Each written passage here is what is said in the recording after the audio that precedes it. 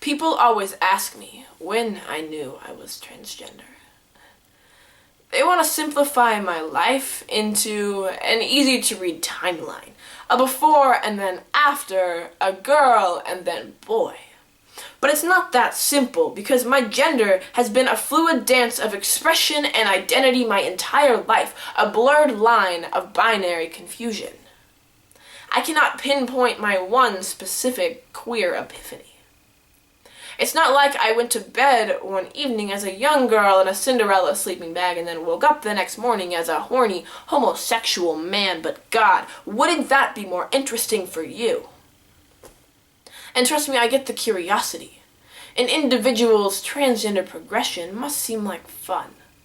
Under your cisgender lens. Now, you sit back and watch entire transitions as YouTube videos, with photos flashing from one end of the binary to the other, from femininity to masculinity through surgeries and hormone injections, and you think that viewing these timelines make you woke? And worse, you think that they make you understand.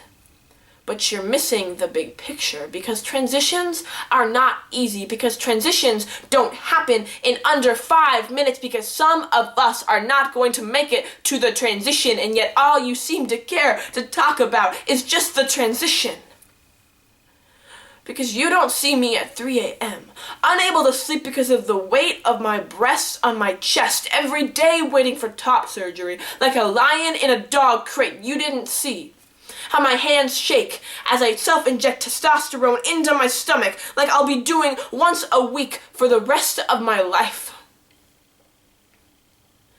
And you don't see me cry over the shape of my own skin, this thing I'm supposed to love.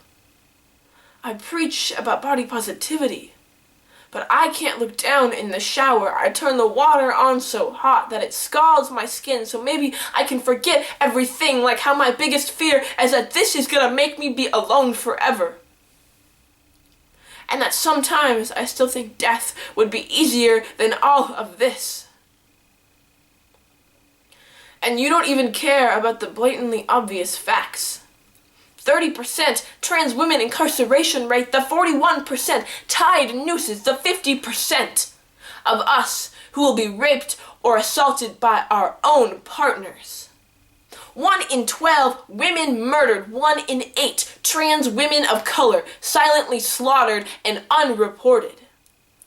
And I can't write poetry without these statistics, and I know it's more political than lyrical, but I can't keep my mouth shut because I am scared. Not so much for myself, because I know that my white skin supported parents passing masculine binary identification and the money in my pocket sets me apart. You call yourself a trans ally, and yet you mock my non-binary friends. The they, thems, the Tumblr bullshit, the made-up identities. But please just shut the fuck up. You call yourself a trans ally, and yet all you're supporting is the white, Tumblr-esque trans boys. Don't call yourself an ally of my community if you're gonna call me brave, and then turn around and call them attention-seeking support, all of us under this umbrella. Because I am scared. For the women, my friends of color, the non-binary, non-cis-passing individuals in this transgender community of mine. Because for some reason they all have a target on their back, and that target is usually called visibly transgender.